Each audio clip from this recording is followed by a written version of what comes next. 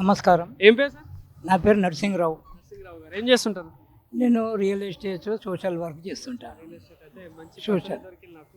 Right sir, ఎట్లుంది sir మరి రాష్ట్రంలో రియల్ ఎస్టేట్ వ్యవస్థ అనేది ఎట్లా నడుస్తూ ఉంది? యాక్చువల్ గవర్నమెంట్ వచ్చి 2.5 సంవత్సరాలు అవుతుంది.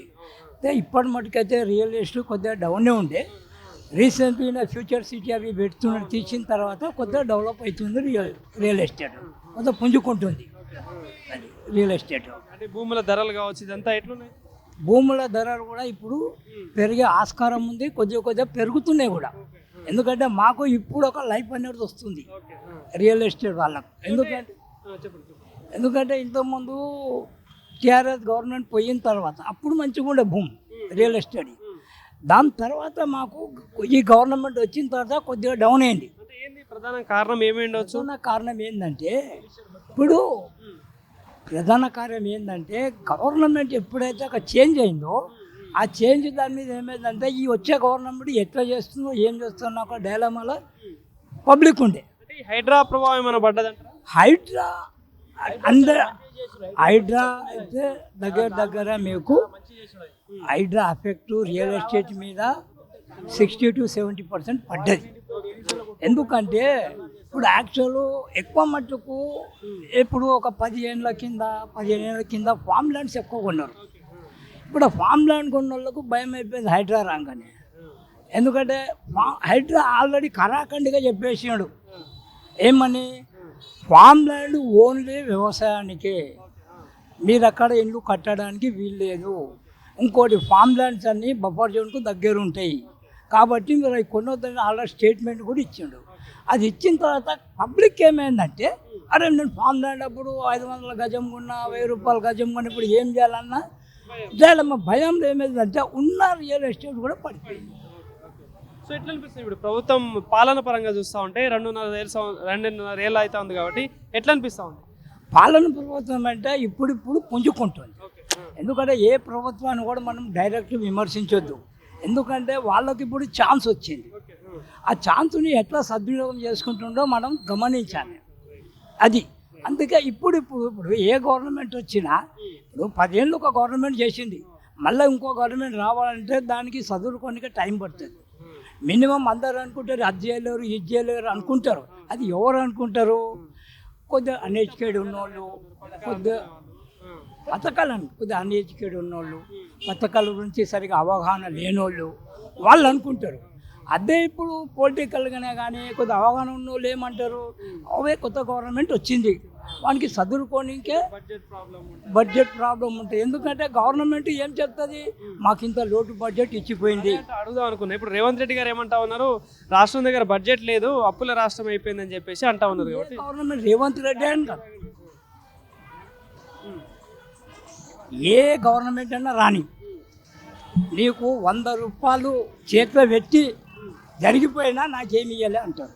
అది వాస్తవం. అది ఎందుకంటే నాకు ఇచ్చిపోయిందంటే ఉన్నాయి రావు, అందుకే లేదని చెప్తేనే వస్తాయి. ఇప్పుడు ఉన్నవాడు కూడా డబ్బులు పెట్టుకొని కూడా నాతో ఇవ్వమంటాడు. ఎందుకంటాడు ఉన్నాయంటే నాతోనే ఖర్చు పెడతారు అని. గవర్నమెంట్ కూడా అంతే. ఏదే కానీ నాకు లోటు బడ్జెటే ఉంది అని చెప్తుంది కానీ నాకు బెనిఫిట్ ఇచ్చి గవర్నమెంట్ దిగిపోలేదు అన్నాడు. ఇప్పుడు ఈ 2.5 సంవత్సరాల ఇప్పుడు రేవంత్ రెడ్డి చదువుకుంటున్నాడు. ఎందుకంటే రేవంత్ రెడ్డి ఎటువంటి అంటే నేను ఒక ప్రభుత్వానికని చెప్తలేను. ఎట్లా ఉందంటే ఆయన రేవంత్ రెడ్డి కాంగ్రెస్ ఒక బీజం 100 ఏళ్ళ చరిత్ర ఉన్న కాంగ్రెస్ అది. అందులో ఎట్లుంటుందంటే ముసలి వాళ్ళు సీనియారిటీ ఎక్కువ ఉంటుంది. ఈయన ఒక జూనియర్ ఉండి సీఎం అయ్యిండంటే యాజ్ అ గ్రేట్. ఏ పార్టీ అని ఉండని ఎవరన్నా ఉండేది యాజ్ అ గ్రేట్. ఈ 2.5 ఏళ్ళు కూడా అంత తట్టుకొని అటువంటి వాళ్ళతో తట్టుకొని గవర్నమెంట్ నడిపిస్తుండు అంటే గ్రేటే, అప్రిషియేట్ చేయాలి. ఏదే కానీ మనము పగోడిని ఎందుకు కాదు, మంచి చేస్తే మంచిగా చేసిండు అన్నది అట్లా. అది అందుకే ఇప్పుడు పుంజుకుంటుండు. ఇప్పుడు రాబోయే రోజుల్లో జిహెచ్ఎంసీ ఎలక్షన్స్ వచ్చే అవకాశాలు ఉంటాయి కాబట్టి ఎట్లా ఉంటుంది సార్? అంటే ఇప్పుడు బీఆర్ఎస్ ఏమో మళ్ళీ అధికారం కోసం ప్రయత్నాలు చేస్తూ ఉంది, బీజేపీ కూడా మొన్న పక్క రాష్ట్రాలు చూసినాం రిజల్ట్స్, అది కూడా ఈసారి బీజేపీ అధికారం కోసం అది కూడా ప్రయత్నిస్తూ ఉంది. కాంగ్రెస్ ఎట్లా అధికారంలో ఉంది కాబట్టి ఎట్లా ఉంటాయి రిజల్ట్స్, ఎట్లా ఉంటాయి జిహెచ్ఎంసీ? ఓకే, రిజల్ట్స్ ఎట్లా అంటే ఇప్పుడు మున్సిపల్ ఎలక్షన్స్ అంటే లోకల్కి సంబంధించింది, లోకల్ సంబంధించి కాబట్టి రీజనల్ పార్టీకే వాల్యూ ఉంటాయి, నేషనల్ పార్టీలకు ఉండేది ఎక్కువ. ఇప్పుడు example national party BJP, national party Congress, Congress కూడా రీజనల్ పవర్ ఉంటుంది. ఎందుకు ఉంటుంది? 100 ఏళ్ల చరిత్ర, నెంబర్ 1 100 ఏళ్ల చరిత్ర. ఎందుకంటే మన స్టేట్ అలా కాకముందు ఎక్కువ పరిపాలించింది కాంగ్రెసే. కాబట్టి నీకు పబ్లిక్లో కాంగ్రెస్ అనే మోర్ ఉన్నాయి. బీజేపీ ఎప్పుడు 2 సీట్లతో ఇప్పుడు 200 చిల్లర సీట్లకు వచ్చింది. అది వచ్చింది మెల్లమెల్ల ఎక్కుకుంటూ వచ్చింది. అదేం చేసింది, ఇప్పుడు కూడా యూత్ని బేస్ చేసుకొనే అధికారాలకు వస్తుంది. ఎందుకంటే వాళ్ళకు ఒక ముద్ద పెట్టుకుంటారు, సోషల్గా వాళ్ళు డెవలప్ వారు. నేషనల్ పార్టీ అది ఎట్లా అంటే నీకు రీజనల్ పార్టీకి రీజనల్ ఉన్న లోకల్కు ఉన్నంత పవరు నేషనల్ పార్టీకి ఇక్కడ లేదు. ఇంకోటి బీజేపీ అంటుర్రా, బీజేపీ పక్క రాష్ట్రంలో పుంజుకుంది అన్నారు. ఓకే, ఆ పక్క రాష్ట్రం పుంజుకోనికే ఎన్నేళ్ళు పట్టింది, అర్థమైందా? ఇక్కడ నీకు రావాలంటే రీజనల్గా పార్టీ ఉండాలి. ప్రాంతీయ పార్టీలతోనే మన ఏపీ తెలంగాణ పుంజుకుంది. ఇప్పుడు ఏదున్నా ప్రాంతీయ పార్టీకే మన పబ్లిక్ వాల్యూ ఇస్తారు. నేషనల్ పార్టీకి ఇవ్వాలి అంటే దానికి టైం పడుతుంది. అది నెక్స్ట్ ఎట్లుంటుంది సార్ అంటే ఒకవేళ కూటమిగా వస్తే కావచ్చు కానీ సో ఇంకోటి ఇప్పుడు ఎందుకంటే ఈ పార్టీలు అయితే గతంలో పరిపాలన చేసిన పార్టీ ఇప్పుడున్న పార్టీ కావచ్చు, ఇటు కూటమిగా వచ్చే ఛాన్స్ ఉంటే ఎట్లుంటుంది మరి? కూటమిగా అంటే నేషనల్ పార్టీలు కూటమి కావు. అది ఏదున్నా ప్రాంతీయ పార్టీతోనే కలవాలి. ప్రాంతీయ పార్టీని కలవాలంటే పవర్లు ఉన్న పార్టీ అయితే ఇంకో నేషనల్ పార్టీతో కలవాలి. ఇక కలవాలంటే బీఆర్ఎస్ఏ కలవాలి. ఇప్పుడు బీఆర్ఎస్ కూడా ఇంకా 2.5 టైం ఉంది ఏళ్ళు. అప్పటి వరకు ఓటర్లది నాడి ఏంది, మనం కలిస్తే ఎట్లుంటాము, కలవకుంటే ఎట్లుంటుంది అన్నది వాళ్ళు స్ట్రాటజిక్ చెయ్యాలి. చేస్తున్నప్పుడు ప్రాంతీయ పార్టీ, ఇంకోటి ప్రాంతీయ పార్టీ నేషనల్ పార్టీ ఎప్పుడే కానీ ఎలక్షన్లో కొట్లాడారు. ఎలక్షన్లు అయిపోయాక కలుస్తారు సీట్ కోసం, కానీ కొట్లాడారు. కాబట్టి నేషనల్ పార్టీకి తెలంగాణలో వచ్చే అవకాశాలు తక్కువ, ఒక కాంగ్రెస్ తప్ప. సార్ ఇప్పుడు రాష్ట్రంలో సర్ ప్రక్రియ అనేది ఒకటి నడుస్తూ ఉంది, ఎస్ఐఆర్ అనేది ఒకటి నడుస్తూ ఉంది. కాబట్టి ఏంటి సార్ దాని మీద మీ అభిప్రాయం ఏంది ఒక ఓటర్గా? ఎస్ఐఆర్ అనేది ఎప్పుడో గత 20 ఏళ్ళ కిందనో 20 ఏళ్ళ కిందనో చేసారు. అప్పుడు దాని గురించి అంత అవగాహన లేదు పబ్లిక్. ఇప్పుడున్నంత పబ్లిసిటీ, ఇప్పుడున్నంత అవగాహన కల్పించేది అప్పుడు చెయ్యలేరు. అందుకే ఇప్పుడు ఒక బేస్ ఏం చేసిన 2002 ఓటర్కి మాపింగ్ చేయాలి అన్నారు. 2002 మాపింగ్ చేయాలంటే అప్పుడు ఎస్ఆర్ చేసినప్పుడు 2002లో వాళ్ళు ఎక్కడెక్కడ చేసిరో ఎప్పుడు చేసిరో ఎవరికి తెలియదు. ఎగ్జాంపుల్ 1985 తెలుగుదేశం పుట్టినప్పటి నుంచి నేను ఓటేస్తున్నా రెగ్యులర్గా.